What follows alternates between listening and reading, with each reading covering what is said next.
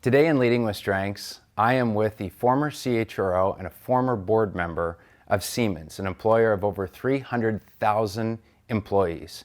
She's also well known as an author. She's been considered one of the top 100 most influential women in business. And most recently, by Spiegel magazine, she was called the most significant manager in Germany. Today I'm with Janina Kugel. Janina, thanks for being with me today. Thank you for having me.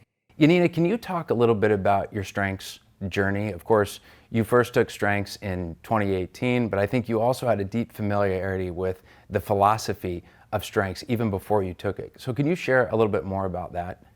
Yeah, it's actually, you would say it's like 2018. That was pretty late in my career, actually, that I did the Strengths Finder. And I would have hoped that I had done it earlier, just because I did a lot of assessments and, things that you usually do when you advance in your career. People are checking on you, and then obviously as an HR person, you do the same. But most of the times, people are evaluated against what is it that the company wants to see as a performance? How good have you been doing certain activities? The Strength Finder for me was also understanding much more, not only me as a manager, but understanding who I am as a person and how much of that did I actually bring to my actual professional day-to-day operational life. And I realized that many of the things, if you would have been asking my friends, they would have been telling us, of course, we know. But some of the things that they were actually talking about me didn't matter in my early careers, but they did matter then much more later on. And that was for me really the event of figuring that out about ourselves, but also at that time figuring that also out about the leadership team that I was running. It was a fabulous moment to understand each other in a much better way. Janina, when you first saw your results, was there anything that stood out or surprised you when looking at all 34? I can't remember what I said to the top 10 or what I thought about the top 10. What I remember is what I thought about number 34, number 33, etc., right? I mean, maybe that's also a management thing. It's you look at least at, what is the worst, right? So what is it? So number 34 and the last for me is harmony. And then, of course, I thought, okay, hey, I'm not that aggressive, right? I mean, I like people, I like to interact. But then exploring it further, it actually said one thing. It said is you're not exceptionally talented in building the harmony, and especially you're not avoiding conflict. And then I actually thought, yeah, that's true, right? I mean, of course, I love harmony, at least, and especially with the ones that I love, right? But I will not go out of a conflictuous situation only because it could create peace in a way that I thought is when I get into a conflict, I mean, be it on a personal level, if I want to argue with my partner, I argue. He does not always like it, but we argue, right? Or I argue, let's say it like that. But if I believe that something in a professional environment is not yet at the level that we have solved the conflict, the issue, the challenge, I will not let go. Am I a pain in the neck? Yes, I am. Am I a challenge to people? Yes, I am. The important thing is for me that I understand that I respect the limits of others to say, okay, we haven't figured it out yet, but we let it go for now. Now, when you first took strengths, you mentioned that many on your team had taken it at exactly the same time. Can you talk about what that experience was like and what it meant to you to learn the top 5 of your colleagues as well? The thing is, when you work in the HR field, most probably people have all done that sort of test, right? It's not the biggest surprise if you do that for the very first time. But I realized, for example, there was a person in the team that was very, very strong in ideation. And I always got along with the person very well, right? For me, it was a creativity that the person brought to the place that I knew that others actually were kind of sometimes wondering and getting impatient. Why the heck is that person speaking about this and that? And I always thought it was inspiring. Having done the strength tests, I understood that for me, it was just input, right? It was more ideas and more visionary ideas and things from a world that I had not even been thinking about. And I thought, this is the way that we can actually put it together. So it had a meaning to me. It didn't have a meaning to everyone else. But then, building that bridge from where we were now today with the problems, with the challenges, with the current situation, to making a bridge for everyone else to understand why that person was speaking about something completely different, suddenly became a meaning. And it was like something for me that I remember. I understood that aha moment, why it is important to bring different people to the scene, and why it is important that you're not having people that are just like you. I always call them the minimes, because that's the most pleasant thing to do as a manager, as a leader. You just like to surround yourself with people that are thinking the way that you do, that are laughing about the same jokes, maybe have the same background. But eventually, for the work that you're doing, it doesn't become better because no one is challenging the other one. But if you bring together people with different opinions, different perspectives, and also different strengths, then suddenly the entire piece that you need to create becomes much better. So one of the philosophies that you are well known for, it's something that you've shared in a number of speeches that you used in your leadership at Siemens, is this idea of the power of being different. Can you talk more about what that is? Yeah, the business world, most of my career I did in Europe, right? Or in the US. So most of the people here that are in career positions are white men. And so the thing is, like, by definition, being a black woman already puts you out, right? It's like you're one of the only ones and all of that. And I think there's a lot of people that can actually relate to that. So now there's two chances, I would say, is like you can speak about it and say, oh, this is so bad, and I always feel so lonely, etc., which is also true to some time. But then I always figured out that this is actually putting me in a position of strength, of like not always being per definition part of a group. And having said that, only because you are white and male, that doesn't mean that you are alike, right? It doesn't mean that you share a lot of common, but at the first look, you would say, okay, they're all the same. But understanding that by having different perspectives, having gone through different things, I actually learned that this is very more powerful. And so that is why in that talk that you're referring to, I said is like being different actually can bring out a lot of strength that you don't even know that you have. And that was the thing that I most probably had realized already when I was smaller, when I was little, even as a kid. My parents also taught me certain things, but I didn't realize until long in my career that it actually became a very powerful weapon. So to make it more explicit, when you are in an HR function, you're also in the situation, at least I was, where you need to restructure. So you need to lay off people. You need to have, in Europe, you need to lead negotiations with unions about like how many job cuts you do. And that is per se not something where people like you, obviously, who wants to lose a job. But some people take that very, very personal.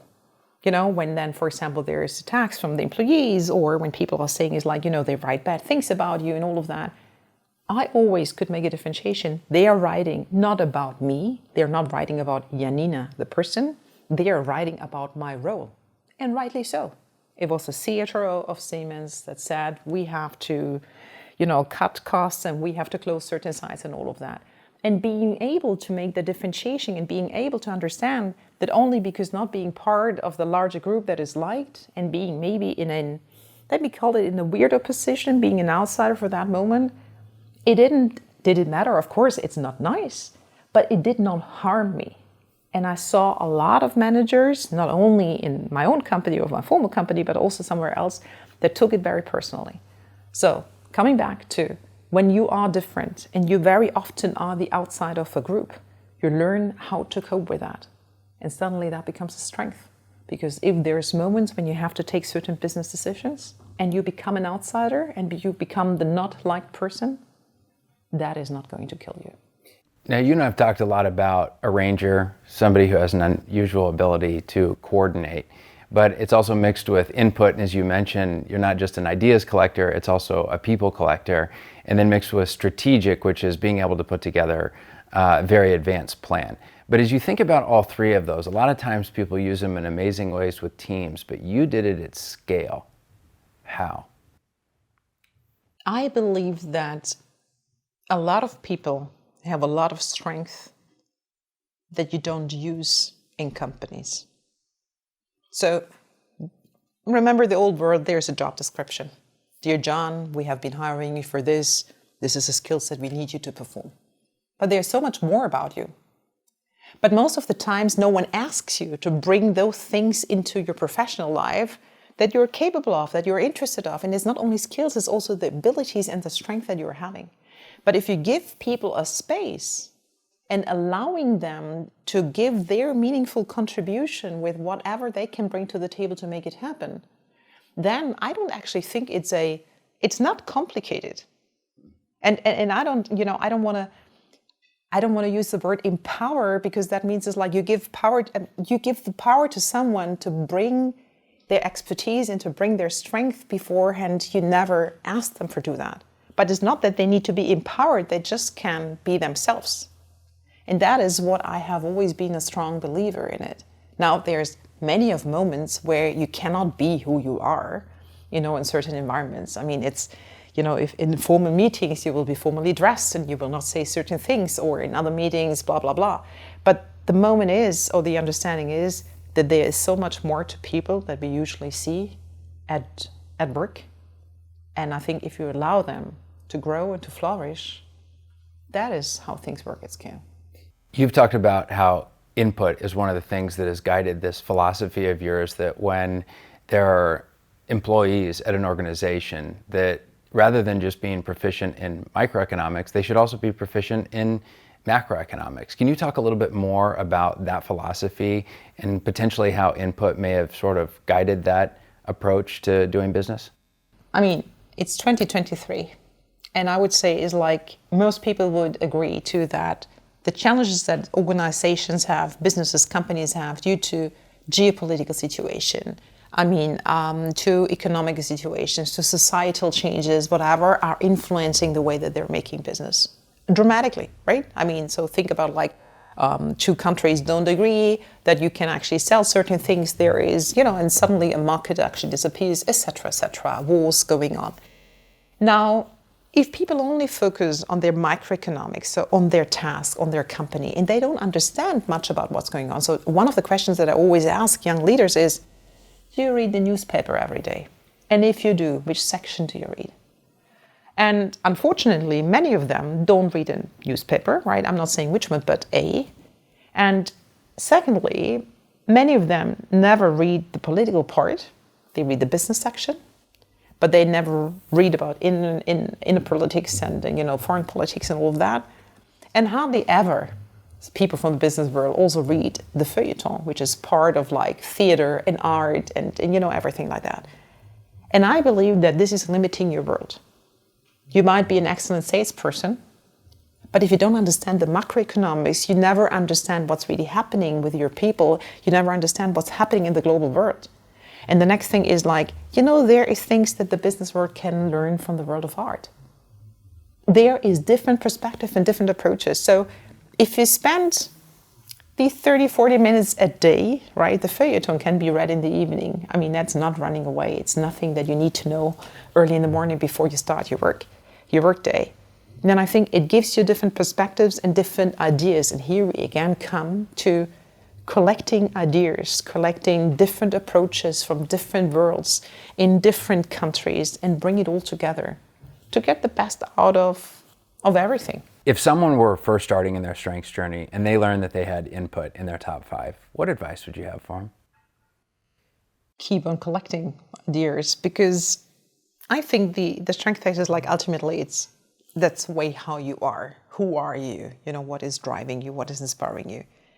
But I think in a normal career, in a normal organization, people get rewarded for different things. You get rewarded for how well you have been performing your job, whether you brought the KPIs that were expected you to bring, either sales or, development, just depending on your job.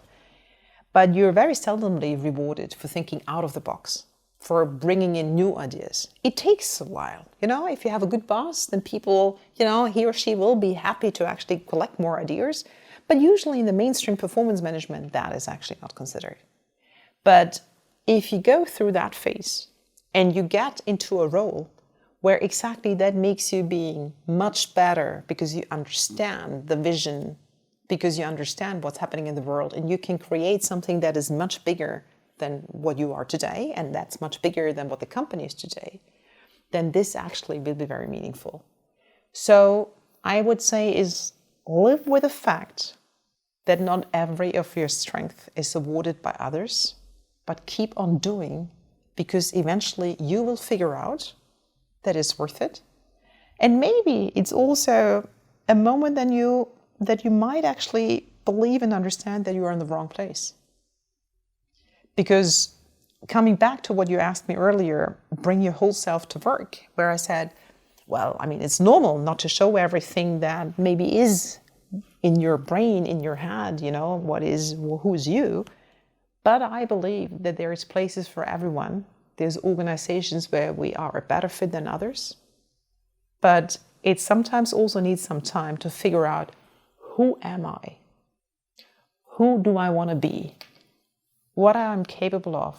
And honestly, also the part, I am not good at ABC. And I'm not even actually so interested to learn ABC. And if you understand that, and if you have that self-reflection about yourself, I mean, first you tell yourself and you admit yourself what you're good at and what you're not good at. But then you're even like on a higher level, you're not only telling yourself, you're also admitting that to others, right? And by admitting to others, then if you think about like who is the best team, then you understand that you need to bring in people that are different than you, that have different strengths and different capabilities. It's kind of like, like cogs, linking together. And if you do that, then it makes the best engine. It brings in the best drive. And for that, reflection, understanding, and being able to communicate about that, I think, is the essential part. To be an effective communicator, with communication being your number 3, one of the most important things is not just getting the message right, but also knowing your audience. What advice would you have for those that have communication in order to best understand their audience?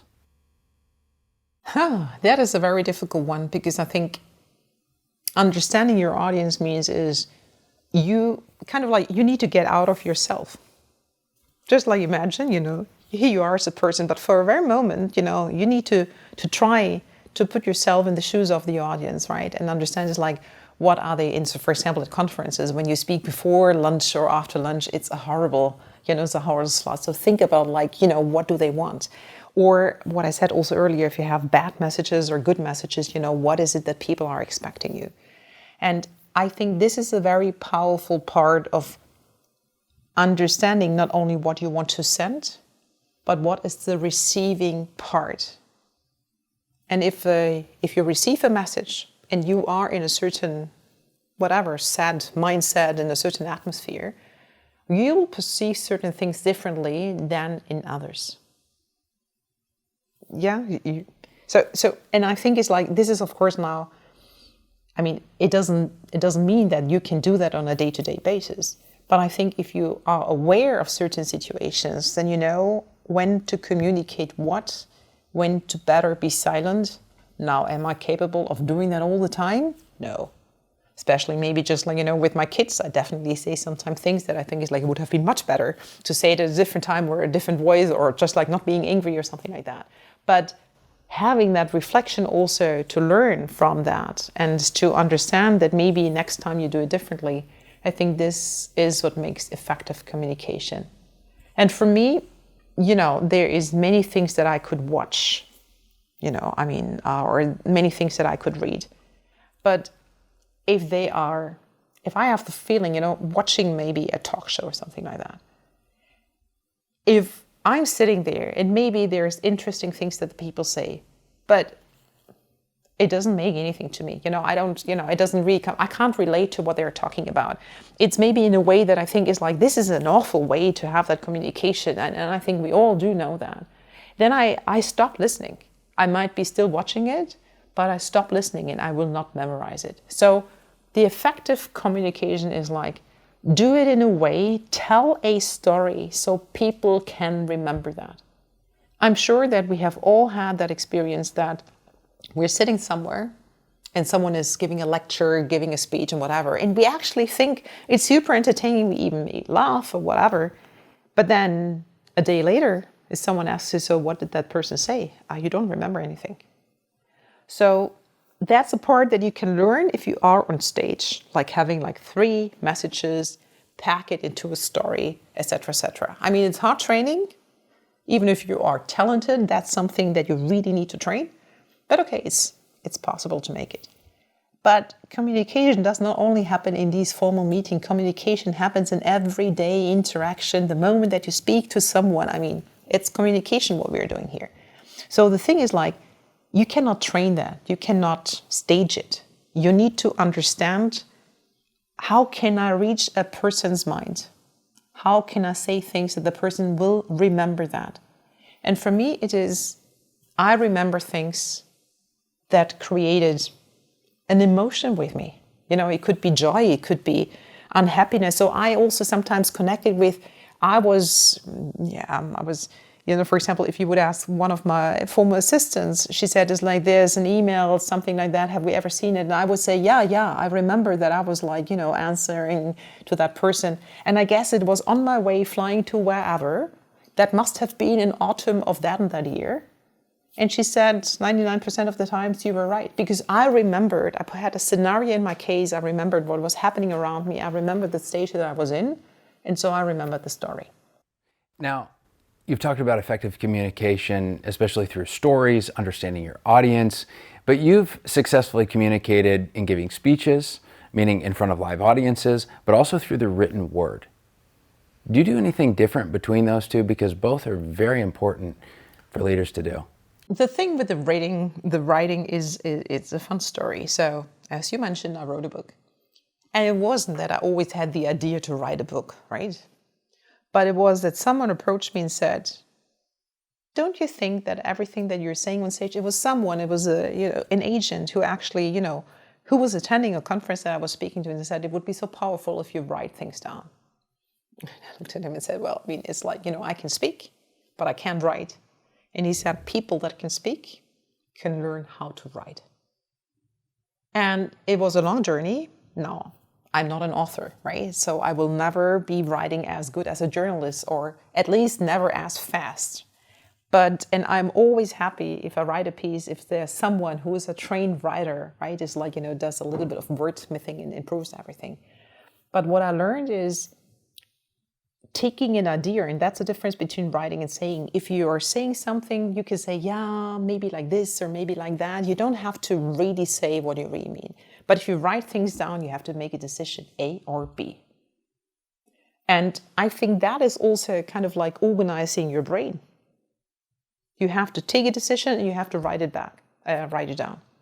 And so that was a huge learning for me, to do it in the way. And then another thing that actually came very much, I would say more, I didn't intend to do it like that.